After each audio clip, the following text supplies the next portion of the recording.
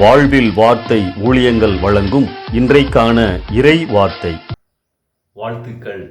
இன்றைக்கான இறை வார்த்தை நிகழ்ச்சியிலே நாம் தியானிக்கின்ற வசனம், தேவனே, உமது ஆலயத்தின் நடுவிலே உமது கிருபையை சிந்தித்து கொண்டிருக்கிறோம். சங்கீதம் 48:9 வசனம். அன்பானவர்களே, நம்முடைய கிறிஸ்தவ வாழ்க்கையிலே நாம் அடிக்கடி பயன்படுத்துகின்ற ஒரு வார்த்தை கிருபை. இந்த கிருபையை நாம் எப்படி புரிந்து கொள்வது? கிருபை என்றால் என்ன? ஆதியாகமம் 28ஆம் அதிகாரம் 13 முதல் 15 வசனங்களிலே யாக்கோபிற்கு ஆண்டவர் ஒரு அருமையான வாக்குத்தத்தத்தை கொடுக்கிறார். நீ படுத்திருக்கும் பூமியை உனக்கு தருவேன், நீ விருத்தி அடைவாய், பூமியின் வம்சங்கள் உனக்குள் ஆசீர்வதிக்கப்படும், நான் உன்னோடே எப்பொழுதும் இருந்து உன்னை பாதுகாப்பேன், உன்னை கைவிட மாட்டேன் என்று ஆண்டவர் கூறுகிறார். எவ்வளவு உற்சாகமான வார்த்தைகள்! ஆண்டவரே வலியச் சென்று யாக்கோபை ஆசீர்வதிப்பதை நாம் பார்க்கின்றோம். எதற்காக இப்படிப்பட்ட வார்த்தைகள், ஆசீர்வாதங்கள், வாக்குத்தத்தங்கள்? யாக்கோபு எங்கே செல்லுகிறார்? ஆண்டவருடைய ஊழியத்துக்கு செல்லுகிறாரா? அல்லது யாருக்காவது உதவி செய்வதற்காக செல்லுகிறாரா? இல்லை.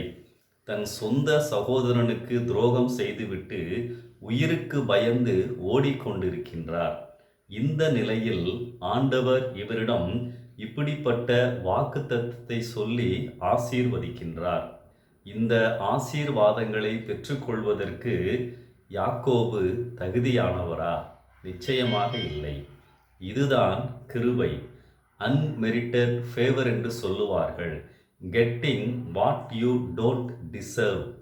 தகுதி இல்லாதவர்களுக்கு கொடுக்கப்படுகின்ற அன்பு. இதைத்தான் கிருபை என்று நாம் புரிந்து கொள்ள வேண்டும். யாருக்கு இந்த கிருபை? வேதம் சொல்லுகிறது, கர்த்தரை நம்பி இருக்கிறவர்களையோ கிருபை சூழ்ந்து கொள்ளும், அவருக்கு பயப்படுகிறவர் மேல் அவருடைய கிருபை உள்ளது. இந்த கிருபை எப்படிப்பட்டது? அவர் நம்மேல் வைத்த கிருபை பெரியது என வேதம் கூறுகின்றது. இந்த கிருபை எப்போது கிடைக்கும்? அவர் கிருபை என்றும் உள்ளது என்று வேதம் கூறுகின்றது. தீர்ந்து போகாது. No stock board.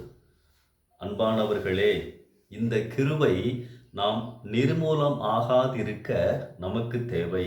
அவரது செட்டைகளின் நிழலிலே பாதுகாப்பை உணர இந்த கிருபை நமக்கு தேவை. அதிகாலையில் பலப்பட, அந்த நாள் முழுவதும் ஆசீர்வாதமாய் வாழ இந்த கிருபை தேவை. நாம் நடக்க வேண்டிய வழியை அறிந்து கொள்ள இந்த கிருபை நமக்கு தேவை.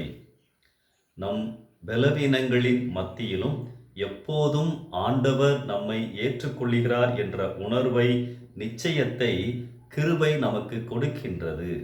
அன்பானவர்களே, ஒரு நாளும் இந்த கிருபையை தவறவிடாதிருப்போம்.